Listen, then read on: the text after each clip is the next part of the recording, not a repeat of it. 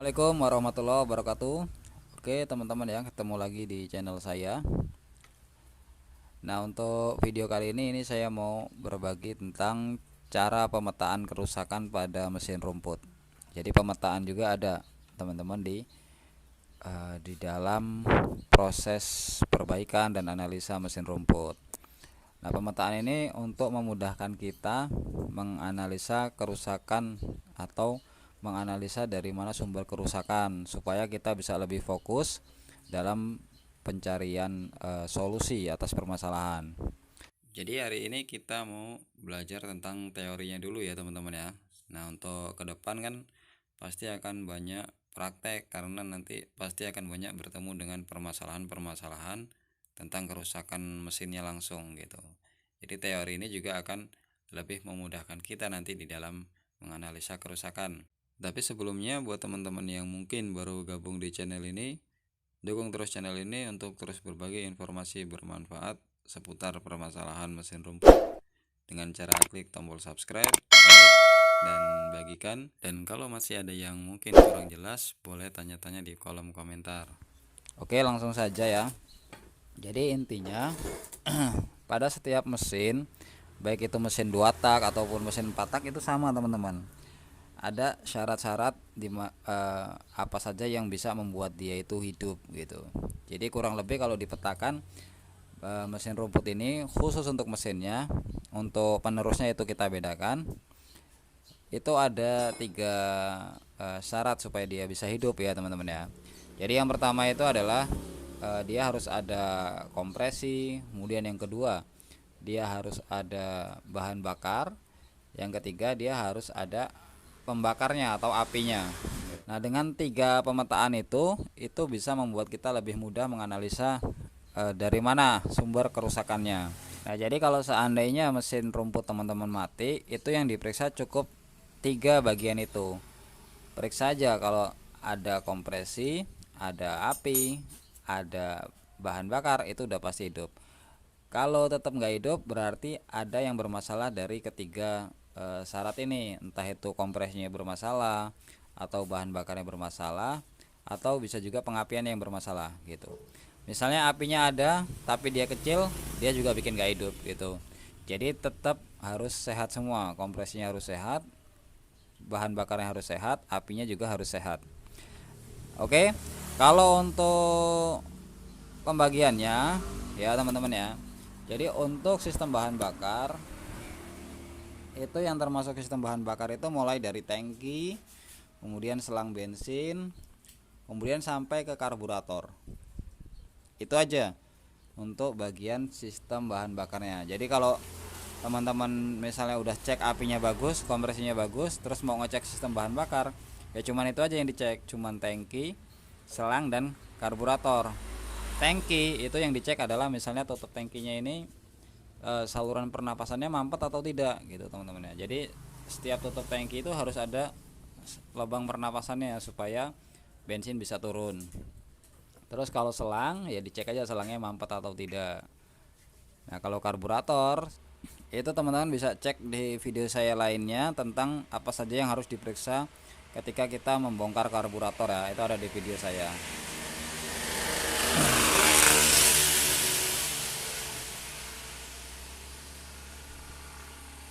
Nah, kalau seandainya karburator sudah oke, selang bensin oke, terus tangki juga oke, berarti nggak ada masalah di bagian sistem bahan bakarnya ya teman-teman ya. Oke, itu untuk sistem bahan bakar. Lanjut kita ke sistem pengapian. Untuk mesin rumput ini sistem pengapiannya simpel ya teman-teman ya. Itu cuman ada magnet, kemudian ada coil, kabel coil dan busi. Ini yang termasuk bagian dari sistem pengapian. Maka kalau ada kerusakan pada bagian sistem pengapian, misalnya apinya nggak ada atau apinya kecil, maka yang dicek adalah itu businya bagus nggak, kabel businya ada yang putus atau tidak, atau mungkin dia ada yang nge-short ke bodi mesin atau tidak.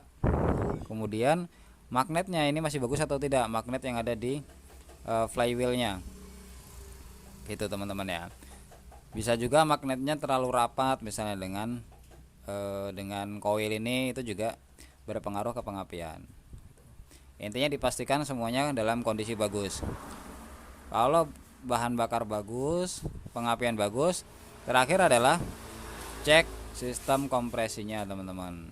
Nah, kompresi ini bagian-bagian yang berpengaruh adalah ini bloknya harus dibuka ya teman-teman ya. Kemudian di dalamnya ada pistonnya, intinya ini dibuka. Di dalam piston ada piston, kemudian yang berkaitan juga dengan sistem kompresi itu ada stang seher.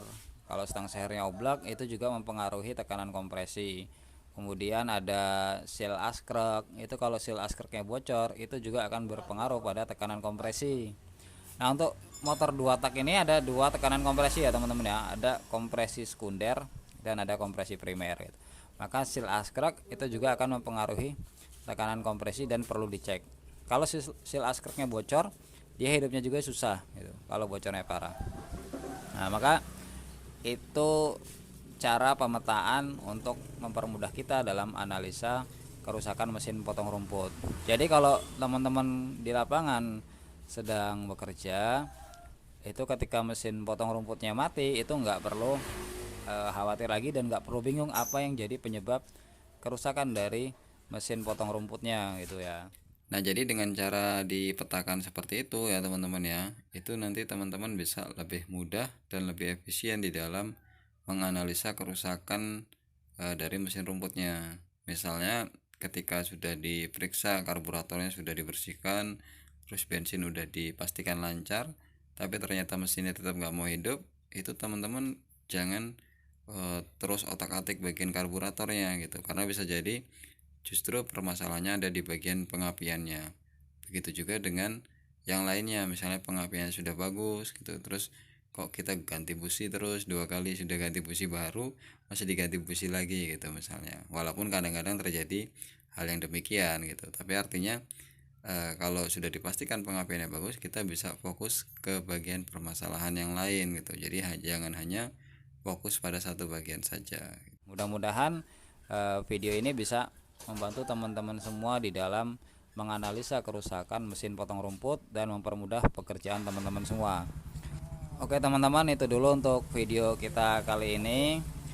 Jangan lupa buat teman-teman yang belum subscribe, bantu terus dan dukung channel ini agar bisa terus berkembang dengan cara subscribe, share, dan like.